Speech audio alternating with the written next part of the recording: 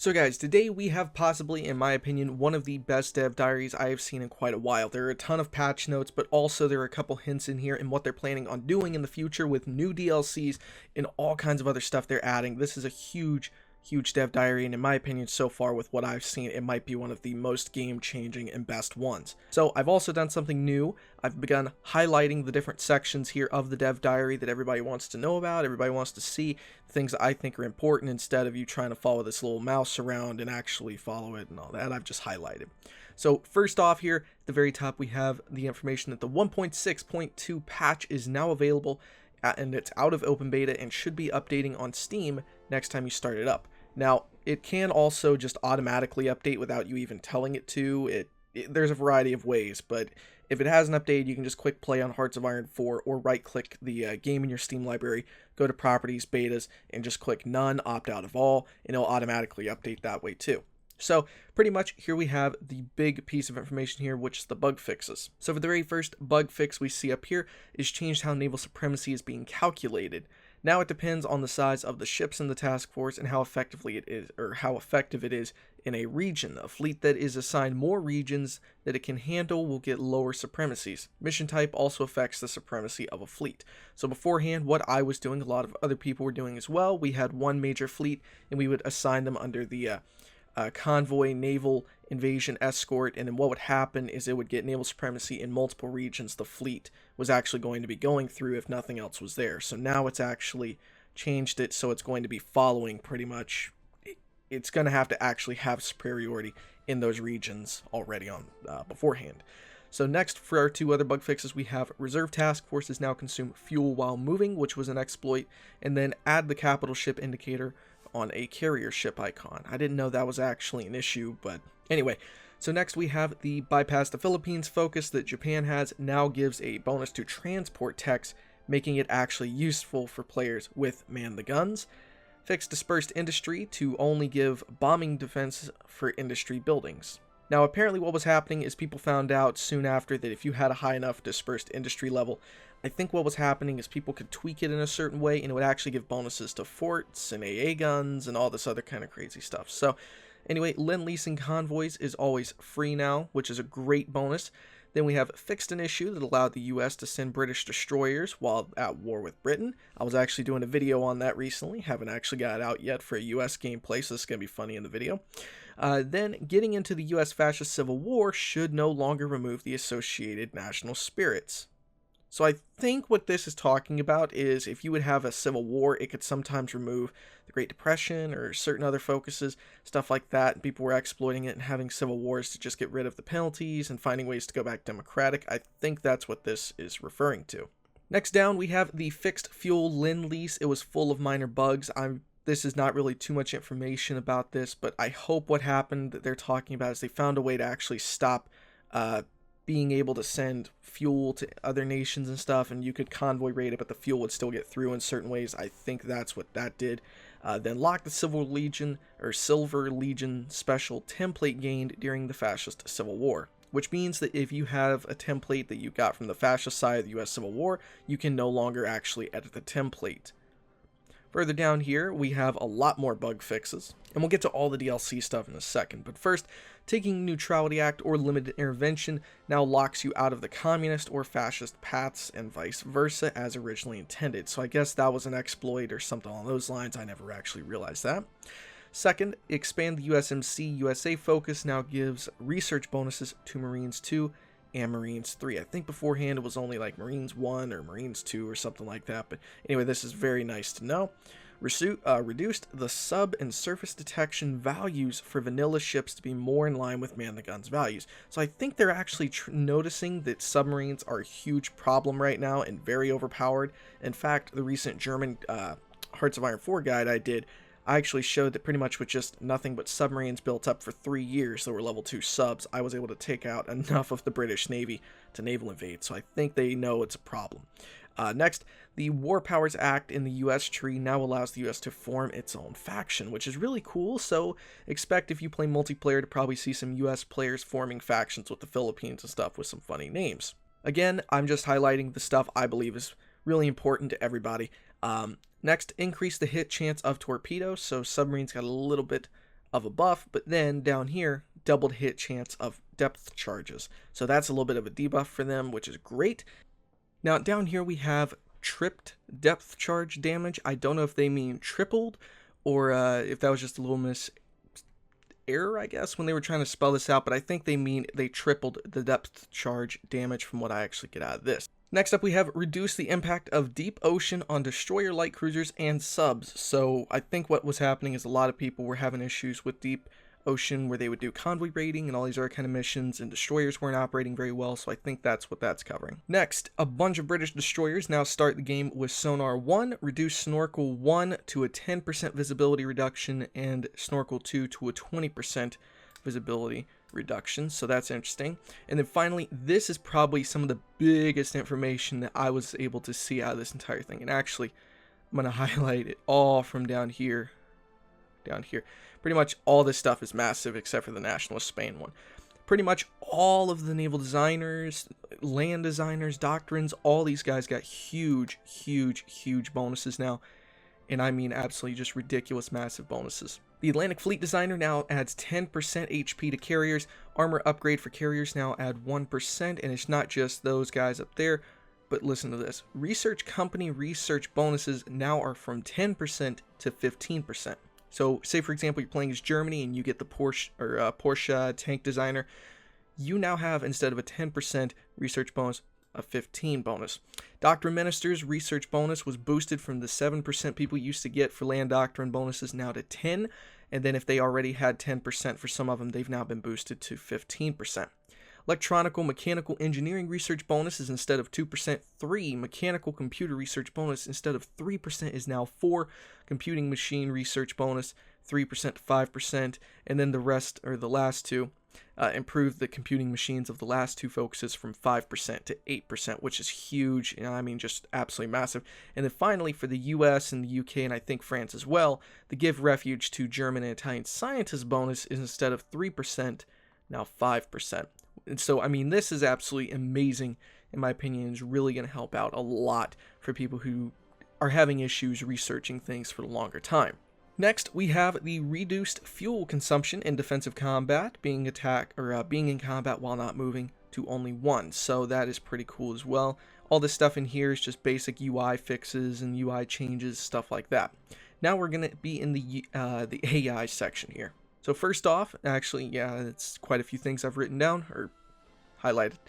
AI will now check the enemy neighbors for calculating how many units it should assign to a front. So pretty much, I think this is going to cover the whole part where once World War II kicked off with Russia and the Soviets would most time just pull all their divisions to the west, and I think that's what this is covering here. AI will now produce ships one by one and should be able to switch lines with when a ship is done, so that's good. AI will trade with its puppets, even if they have generated war goals before, so pretty much the AI is going to prioritize trading with its puppets first. That makes it a little bit more intelligent. Ensured AI USA will no longer panic upon entering a war and instantly blow up the Panama Canal. Also made rebuilding the Suez and Panama Canals drastically cheaper and faster in update requirements, and AI values for decisions related to the canals. Now this is actually kind of funny. I didn't know the AI USA was doing this. Added AI strategies for Italy and Germany to not ally China if Japan goes tripartite pact. So that was kind of interesting. And then improved AI planning and coordination of naval invasions. So that's pretty good. Let's get a little bit of information here about the naval invasions. Fixed the problem with AI canceling incoming Lend-Lease 24 hours after acceptance. I didn't know that was an issue. Drastically increase chance of AI Churchill to take the various speech decisions and thus allow the USA to help. Now, I am very excited for this as a mostly USA player in Hearts of Iron 4 to be able to do the decisions, get war support, and all this other stuff, so that is a very pleasant surprise for me. Next, Britain should now care more about Africa as well as other area prio tweaks. I think they mean area priority tweaks. England will now, or the United Kingdom, England, whatever, will avoid channel if it is at war with Germany. So pretty much no more putting massive amounts of planes and all this kind of stuff in northern France if you're Germany, and then trying to bomb the English Navy to the point where they're just so weak you can just march all over into the United Kingdom. So that's going to change up strategies quite a bit for Germany players. British AI should now pick ministers better to make use of Stanley Baldwin, a first in British history. AI will care more about home fronts than actual enemies if surrender progress is 0 and less about other dangerous fronts. That's interesting. Improve the UK historical focus selection order. Japan will now avoid too aggressive early invasions. Now that's kind of weird because down here they also talk about Japan now does invasions a little earlier versus China. So maybe they will do naval invasions, but they won't put their entire army in certain areas, but they will do invasions a little bit earlier, I guess, is what they're talking about. But anyway, fix China not building units, so that's going to make the Japan war a little bit more difficult. And then finally, Germany will no longer invite nationalist Spain to the Axis on historical mode unless it is after 1942. They're in a war with the UK and are winning rather heavily. So that's pretty much all that stuff. And now down here, we have this last little section.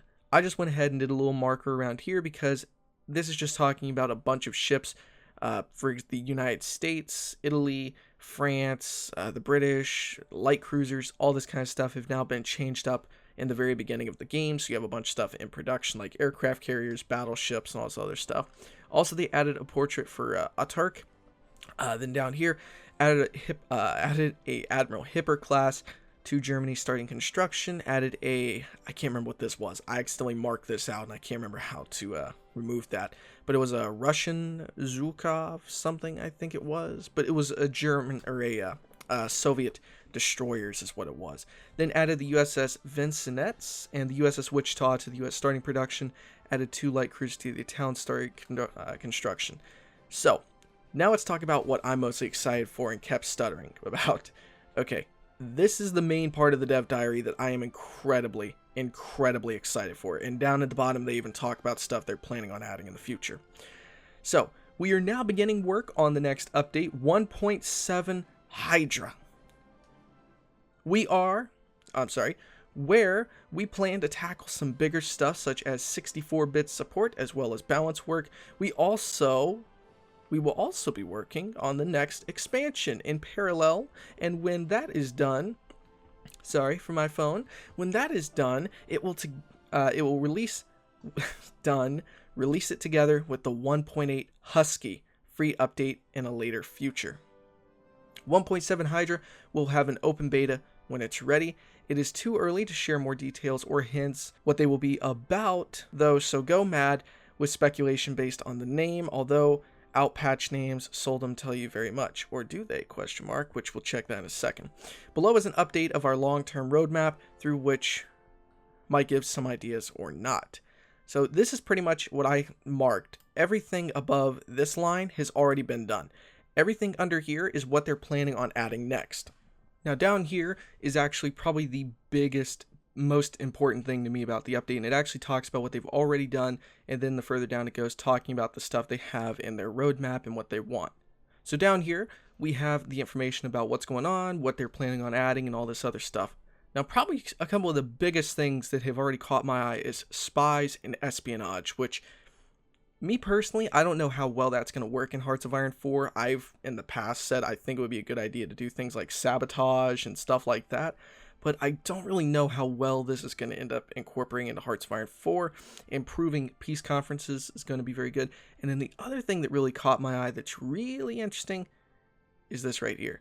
More national focus trees, and among the most interesting, South America, Scandinavia, Spain, which I'm incredibly excited for. Think it's going to make it a lot of fun. Turkey, Iran, and Greece. Unfortunately, I don't see anything in here about a Soviet. I was really excited thinking that maybe soon they would be working on a Soviet, Spain, Turkey, and a Finland focus tree is what I was more excited for. But hey, at least we got one out of the 4 I've been explaining or talking about for a while. So now for the whole list altogether.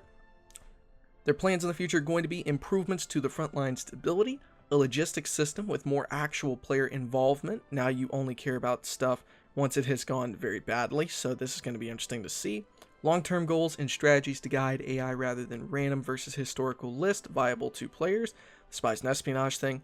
Improving peace conferences, which is going to be a very, very needed upgrade for Hearts of Iron 4. Updated core national focus trees with alt history paths and more options So here we are talking right here where they are planning on working on in Italy, Soviet, and France up here. So I don't know when this is going to be, but I guess they're just planning on updating them in the future with other DLCs. But I think next they're probably going to be looking into these down here. Anyway, Wunderwaffen projects for Germany, I assume, which is going to be quite interesting. They're probably going to get some nuclear bonuses and stuff like that. More differences between sub-ideologies and government forms. Then the whole more national focus trees. An occupation system that isn't tied only to wars and where core versus non-core isn't so binary for access to things. So that's going to be really interesting. That is going to pretty much make it to the point where after you've taken Czechoslovakia, you're still going to probably need to keep troops there if you're Germany. Or if you are, after you've taken out parts of, say, for example, Anschluss or something like that, and you got Austria, maybe you won't need as many troops there because they are part of a core territory. Or Danzig, you won't have to keep many troops there because they're sort of a core territory. All that kind of stuff is going to be really interesting to see how that's going to work. Make defensive warfare more fun. So, again, that's something else cool. Adding mechanics to limit the size of your standing army, particularly post-war. I'm kind of split on this right here. Because on one hand, that is going to make it interesting. Like, oh, you can't have too many troops. Maybe if you have too many troops or too large of an army, something along those lines, and you're not supposed to have that many troops or something like that, maybe you won't, maybe you'll lose some war support, or, maybe you might have mutinies or strikes. I'm not entirely sure, but it will be a little bit interesting to see how this is going to be different from, say, for example, Germany building up a massive army to invade the Soviet Union, how many troops the Soviet Union can have, how many troops the United States can build before the war. This is going to be really interesting to see. Have doctrines more strongly affect division design to get away from the cookie cutter solutions and to ahistorical gamey setups. So that's going to be interesting as well. More usage of drag and drop and QOL like this, for example, controlling the template list. So this is probably one of the biggest things I'm excited for, controlling the template list. So hopefully they just mean you can drag and drop like normal naval production stuff, so you can keep all your infantry up top, then your motorized, then your support units, your garrison, and then your motorized with tanks, all that kind of stuff. And then rebalance ministers and ideas to give more interesting choices. Down here they talk about, you'll notice that some of these are small and some of them are huge. I can't really talk about details about this stuff though. This is stuff we will do once if it makes dev diaries in the future highlights. It has been implemented. We will now start work on the next unannounced expansion in 1.7 Hydra, so there will be a longer break in dev diaries. So, that is the dev diary. So, I'm going to take a wild guess and say it's going to be a little while before, this thing is probably, I guess, more dev diary videos and all that stuff are going to be out.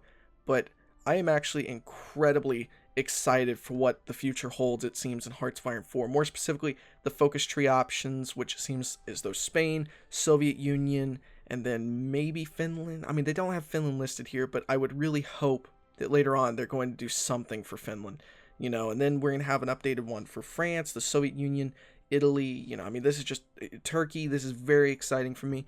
So anyway, guys, hopefully you enjoyed this dev diary, and yes, it was quite long, but let me know down below if you guys like me highlighting this stuff, and also what are your guys' thoughts about what do you think the next DLC is actually going to be pretty much based around, since it's what was it, the 1.7 Hydra and the 1.8 Husky update. Anyway, guys, again, thank you for watching. I will see you guys next time. Stay awesome.